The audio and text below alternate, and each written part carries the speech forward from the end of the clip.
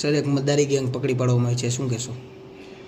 તારીખ 11/9/2025ના રોજ રાજકોટ શહેર પ્રનગર પોલીસ સ્ટેશન તથા ગાંધીગ્રામ પોસ્ટ વિસ્તારમાં અમુક વૃદ્ધ વ્યક્તિઓને ટાર્ગેટ કરી તેમને લલચાવી ફોસલાવી ફોર વ્હીલર કારમાં આવેલ અમુક સાધુ વેશમાં આવેલ શખ્સોએ તેમની પાસેથી સોનાના દાગીના લઈ લીધાની ફરિયાદ આવેલી હતી અને જે મુજબ સંલગ્ન કલમ મુજબ ફરિયાદ ગાંધીગ્રામ પોલીસ સ્ટેશન તથા પ્રનગર પોસ્ટે નોંધવામાં આવેલી હતી. આ અનડિટેક ગુનાના આરોપીઓને પકડવા માટે રાજકોટ શહેર ક્રાઇમ બ્રાન્ચ તથા એલસીબી ઝોન 2 સતત પ્રયત્નશીલ હતી. આ દરમિયાન હ્યુમન સોર્સ તથા ટેકનિકલ ઇન્ટેલિજન્સની મદદથી આ ગુનાના 2 આરોપીઓ બહાદુરનાથ સુરમનાથ પરમાર કે જે વાંકાનેરનો રહેવાસી છે, આ ઉપરાંત દેવાનાથ અજાનાથ બામણિયાને પકડવામાં આવેલ છે. આ ઉપરાંત તેમની પાસેથી 2,38,000નો મુદ્દામાલ પણ કબજે કરવામાં આવેલ છે. હાલ આ બંને આરોપીઓને પકડીને પ્રનગર પોસ્ટે સોંપી વધુ તપાસ તજવીજ ચાલુમાં છે.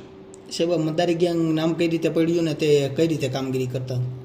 એવું કોઈ એમની ગેંગનું નામ નથી કે, પણ આ લોકો હંમેશા એમની એમો પ્રમાણે વૃદ્ધોને ટાર્ગેટ બનાવતા કે પોતે જ્યારે ગાડીમાં બેઠા હોય ત્યારે અમુક 60 વર્ષ કે એવી રીતે ઉપરના માણસ દેખાય ત્યારે તેમને બોલાવે. પોતે આવી રીતે આવા 30 વર્ષથી સાધના કરે છે અને આ અખાડા સાથે સંલગ્ન છે તેની સાથે વાત કરી તેમને યનકેન પ્રકારે લલચાવી ફોસલાવી તેમને જે પણ ઘરેણાં પહેરેલા હોય તે તેમને આપી દેવા જણાવતા હતા અને ત્યારબાદ ત્યાંથી નીકળી જતા હતા. આ ઉપરાંત તેઓ પોલીસ એમને ખબર જ હતી કે આ ફરિયાદી પોલીસમાં જવાના છે, તેની માટે તેઓ હંમેશા કાર પણ નંબર પ્લેટ વગરની યુઝ કરતા.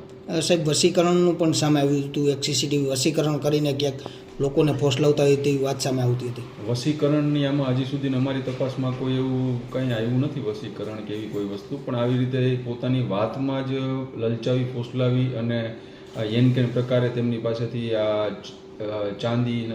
સોનાની વીંટી હોય, ચેન હોય તેવું તેમની પાસેથી લઈ લેતા. સાહેબ, આ આરોપીનો ગુનાહિત ઇતિહાસ શું?